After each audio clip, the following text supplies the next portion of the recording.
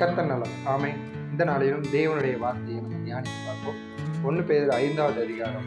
ஆகையால் கர்த்தர் உங்களை உயர்த்தும்படிக்கு அவருடைய பலத்த கரத்திற்குள் அடங்கியிருங்கள் அப்படின்னு வார்த்தை சொல்லி இருக்கிறதுல, இதை நான் வேதத்துல ஒரு சம்பவத்துல இருந்து நான் எடுத்துரைக்கிறேன்.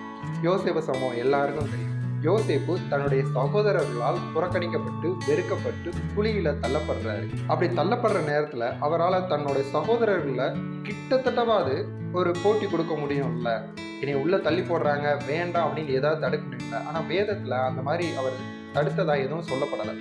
அந்த குழியிலிருந்து மீட்கப்படுறாரு. ஆனா மீட்கப்பட்டவர் அடிமை சந்தையில போய் நிர்வாணமா நிற்கப்படுகிறார்.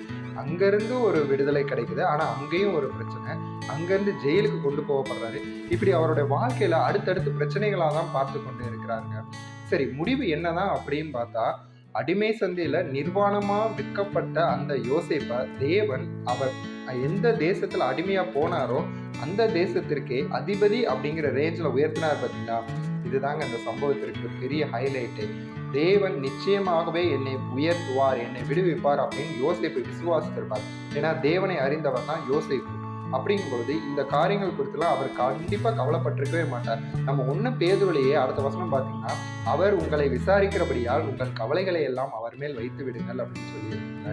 அப்போ இதே போல உங்கள் வாழ்க்கையில் எவ்வளோ பிரச்சனைகளை நீங்கள் பார்த்துருக்கலாம். இன்னும் நெருக்கமான சூழ்நிலை கூட வாழ்ந்து கொண்டு இருக்கலாம். எதை குறித்தும் கவலைப்படாதீங்க. யோசேப்பை உயர்த்தின தேவன் உங்களோடு கூட இருக்கிறார், நம்மோடு கூட இருக்கிறார். நிச்சயமாகவே நீங்க என்ன பிரச்சனையை ஃபேஸ் பண்ணிக்கிட்டு இருக்கீங்களோ அந்த பிரச்சனையில இருந்து உங்களை அவர் விடுவிக்கிறவர் மாத்திரம் அல்லாமல் அந்த பிரச்சனை மேலேயே நீங்க அதிகாரம் செலுத்தக்கூடிய விதத்துல தேவன் உங்களை ஆசீர்வதிப்பாங்க.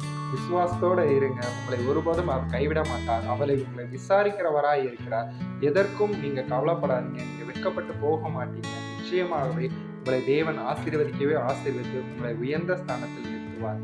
விசுவாசத்தோடு இந்த வாழ்க்கையை நம்ம தொடர்வோம். கர்த்தர் நம்மளோடு கூட தான் இருக்கிறார். அவர் நம்மை ஆசீர்வதிக்க சித்தமுள்ளவராய் இருக்கிறார். விசுவாசிங்க. கர்த்தர் நம்மை ஆசீர்வதிப்பாராக. ஆமென்.